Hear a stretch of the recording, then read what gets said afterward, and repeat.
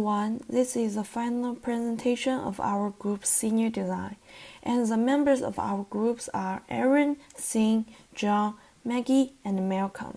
During this semester, we continued to improve the prototype design of the aircraft, and our final design was able to perform all tasks required by the competition.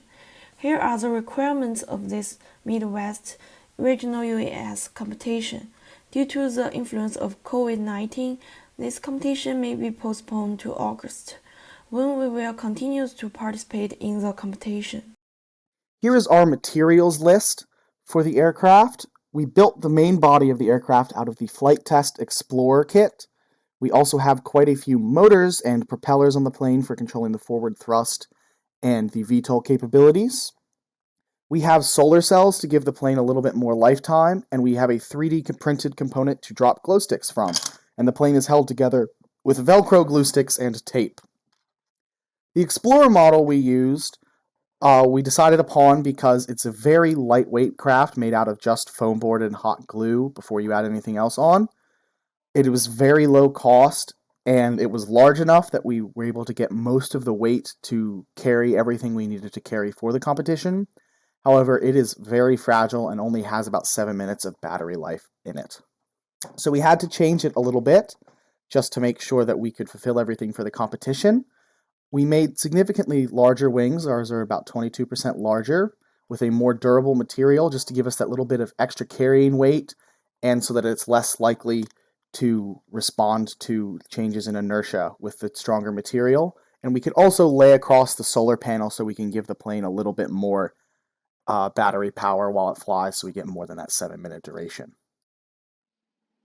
To accommodate the payload of glow sticks in the smaller prototype airframe, it was necessary to design a compact system that would be low profile, low weight, and fit into existing parts of the fuselage. The rotary design seen here is to be powered using a microservo and a specially designed 3D printed gearbox. The benefit of this design is that it would work in a larger airframe with little modification. To power the airframe, 4 brushless motors were used to generate lift for the vertical takeoff and landing phase, while a single brushless motor was used to generate thrust during flight.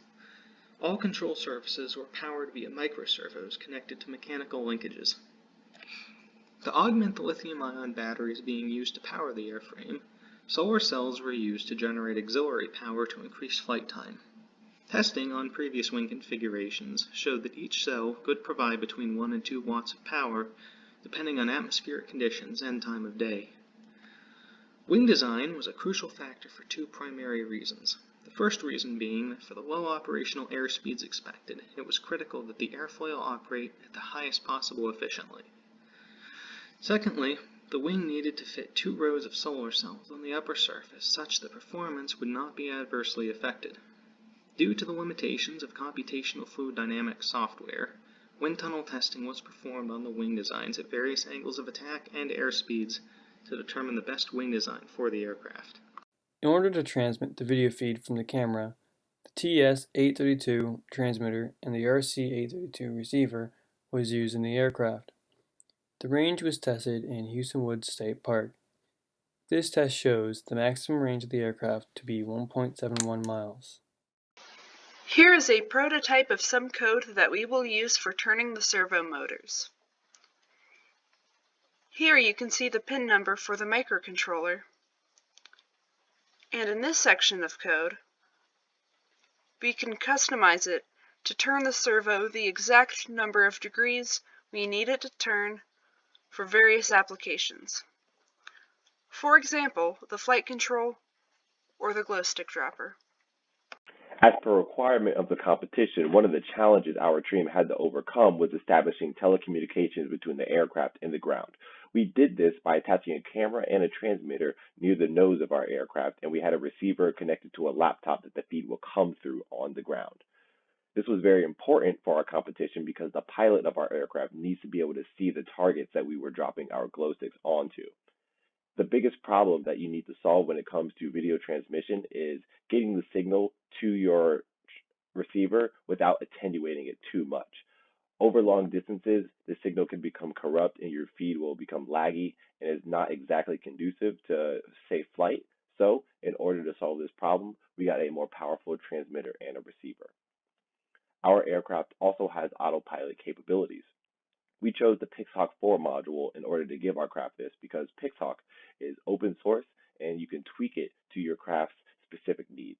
The module is also very nice because I2C enabled, so you can attach a lot of different peripherals directly to the module, things like GPS, accelerometers, and gyroscopes.